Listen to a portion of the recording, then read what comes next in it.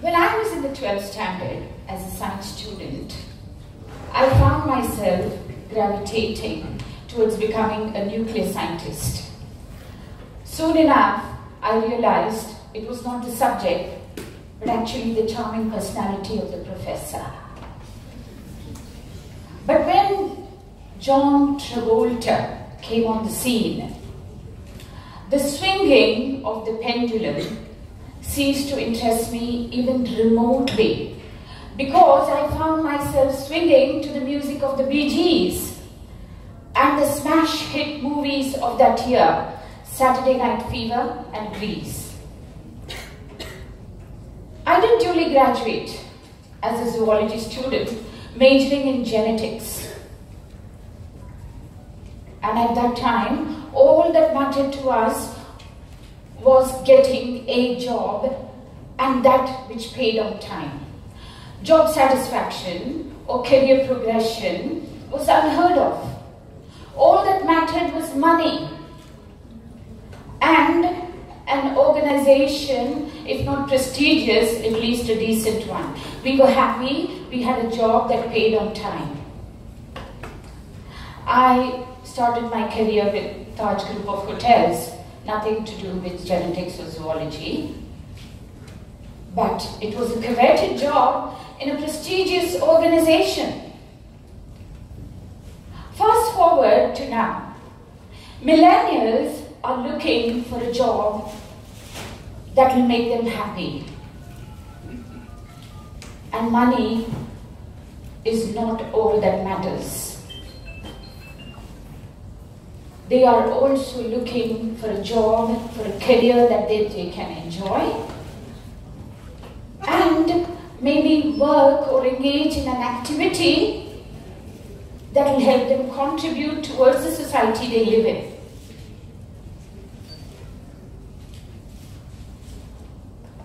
Sadly, that's not what is happening right now. Quarter-life crisis or identity meltdown is what is affecting today's youth. Quarter-life crisis or identity meltdown. And I'm sure many of you agree with that. It's a phase of life where you feel you haven't achieved enough. Nothing is working for you. And that you're missing out on many things in life because you're so focused on your career, on your professional life. Which, incidentally, is doing nothing for you. It's boring, it's monotonous, it's mundane. Let's face it, the transition from teenage to adolescence to adulthood takes a completely different route in many cultures and countries across the world. And it is very different in India. Here, until the age of 18 or even 21, majority of the decisions are made for you by your parents, because they have this plan for you, because they want you to do well. They have a well thought out plan. But my question is, do well in what? When I was asked to be a speaker on this forum, I took the opportunity to speak with a lot of young men and women who are going through this quarter-life crisis. And some who managed to get out of it, and some who made peace with it. And I was able to concur quite a few points with them. But three most important points that stood out were: one, parents must allow the children to make decisions about higher education because the child knows best.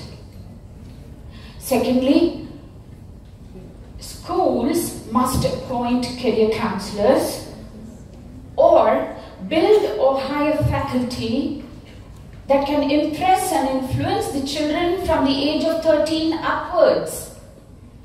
A roots up approach, not trickle down.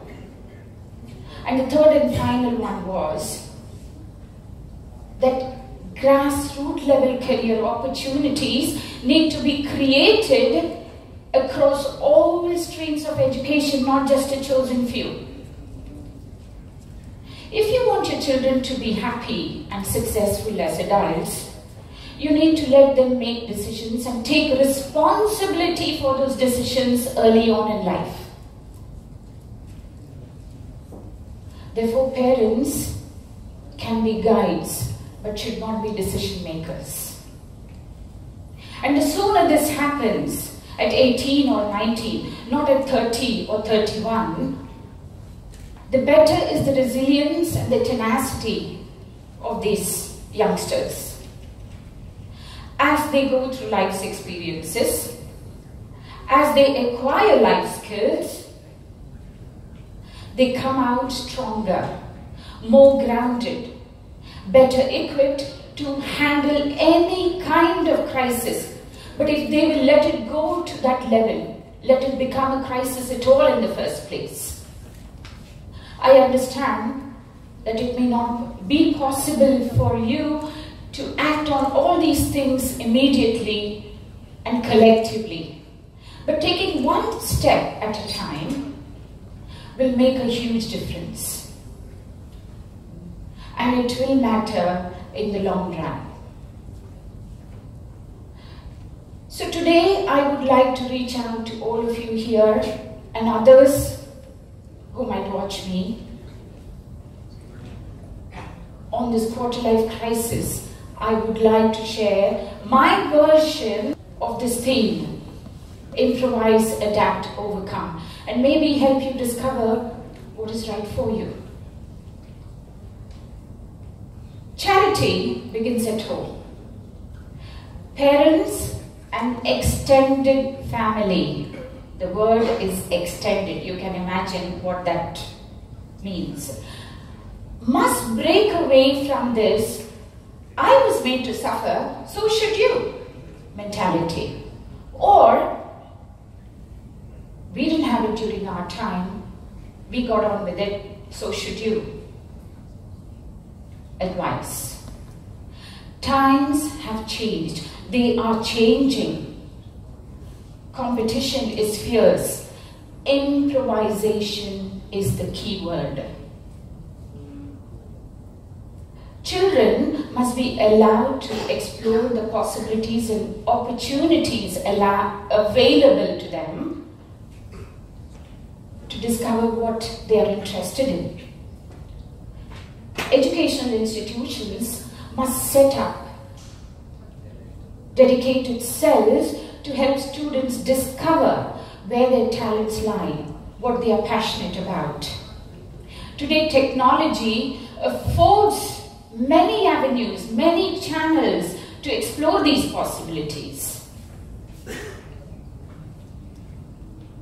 And if students improvise on these avenues and channels available to them, they can discover what they are talented in, where their passions lie, their hurrah moment. And they can then use this energy, this passion, this discovery to fix the said mentality for their own or for the future generation. Recently, I read a paragraph in one of the articles, and I'd like to share some of the thoughts from it. The most significant aspect and asset of youth is the energy, the boundless energy. Our life is a combination of a certain amount of time and a certain amount of energy. Time moves at the same pace for each and every one of us. It's only energy that we can manage. And if as youth today, you can direct this energy, find the clarity, find the balance, and steer it in a positive direction, it can translate into something extremely rewarding and tremendously satisfying. The improvisation brought about by this change is not going to happen overnight, I know that. But it is a first step in the right direction. A steady trickle is better than a drip.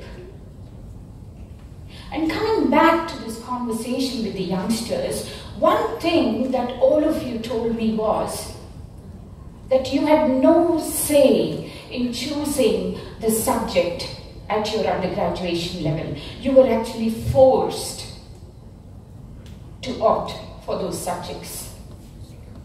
You were promised that there was a great road ahead. You were told you were very special. Sadly, it didn't transpire like that. Naturally, some of you were disillusioned. Some of you just plodded on. And some of you adapted yourself into liking it and eventually enjoying it. Perhaps a case of, if you can't beat the gang, join the gang. Social media, constant connectivity, on-demand communication and entertainment were some of the technological innovations that you as millennials got adapted to in a jiffy. And therefore it is understandable that halfway through your career, you're bored, you're restless, because it's not doing anything for you. And how will it? Because you didn't want to be there in the first place. Interestingly, all these youngsters I've met and spoke to told me that it was in their mind, that they would like to change something about it. So my suggestion is, use these same technological innovations to upskill yourself, to upgrade yourself. The American futurist Alvin Toffler, do read his book if you get time. He said, learn, unlearn, relearn. 3 very powerful and pertinent words for your generation. Learn, unlearn, relearn. So if you decide to take a break from this job you are in, which is not doing anything for you, your upskilling will provide you with additional qualifications or certifications. You have your work experience to back up.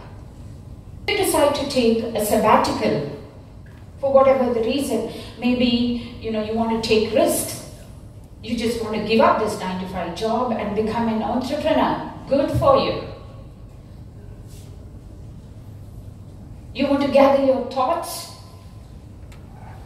maybe think about relocating to another town or city, or you want to work on your professional or personal relationships. Whatever the reason, make sure the sabbatical is within a defined time frame. Because if you get too comfortable in the sabbatical, you might end up missing the bus. If you change yourself, you can change your life. Remember what Charles Darwin said. It is not the strongest that will survive, nor the most intelligent. It is the one that is most adaptable to change.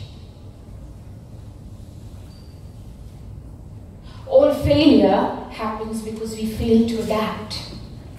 Success will be yours if you adapt successfully. Your crisis might not seem like a crisis anymore. And how do you overcome this? I can hear you say, easier said than done.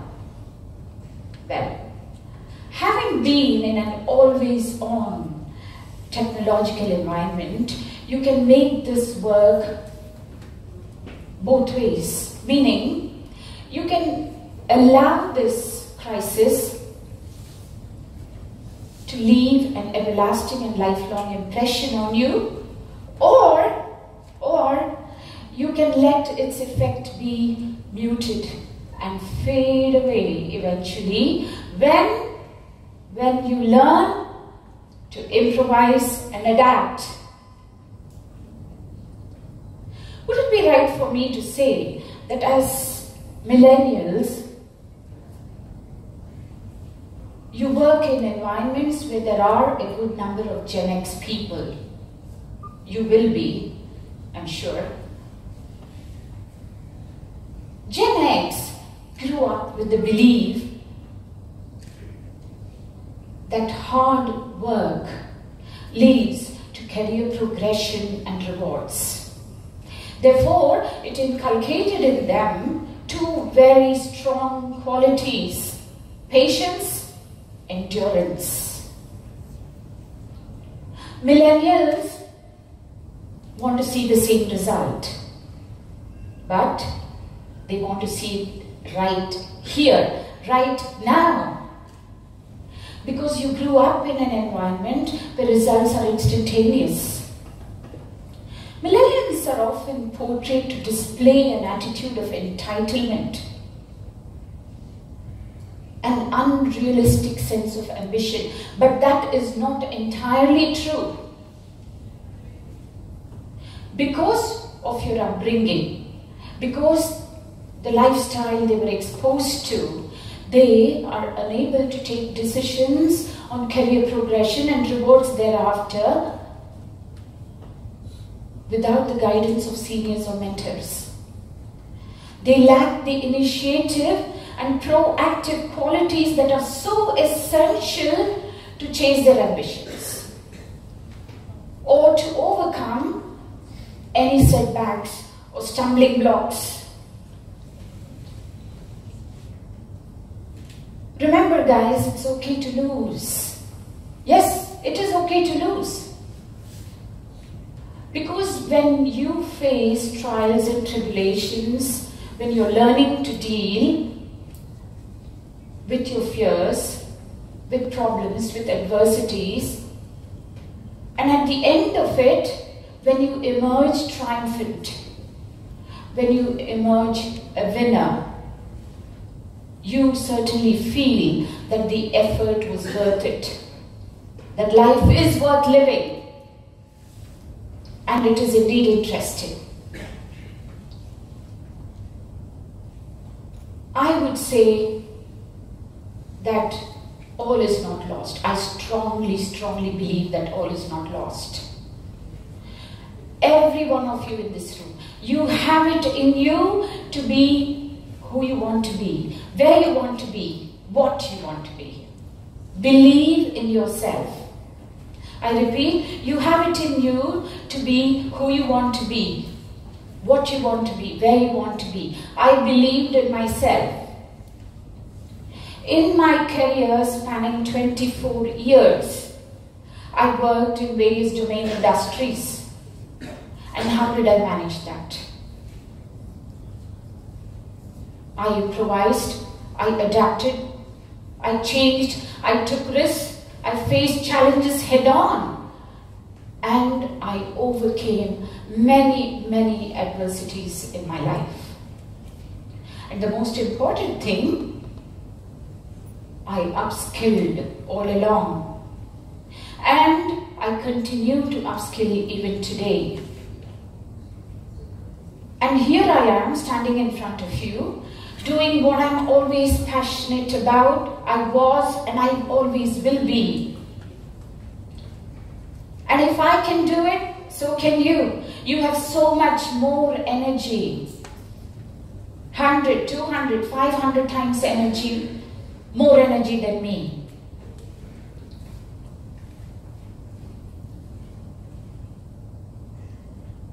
Stoke the fire within your heart with this passion, with this energy, Discover, define what success means to you, what happiness means to you, what winning means to you. And when you use this passion and energy within you to stoke that fire, you can let the sparks fly.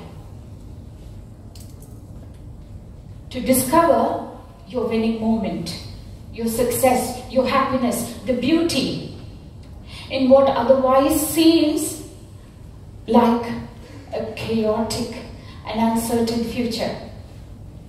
I guarantee you will emerge a winner when you improvise, adapt, and overcome.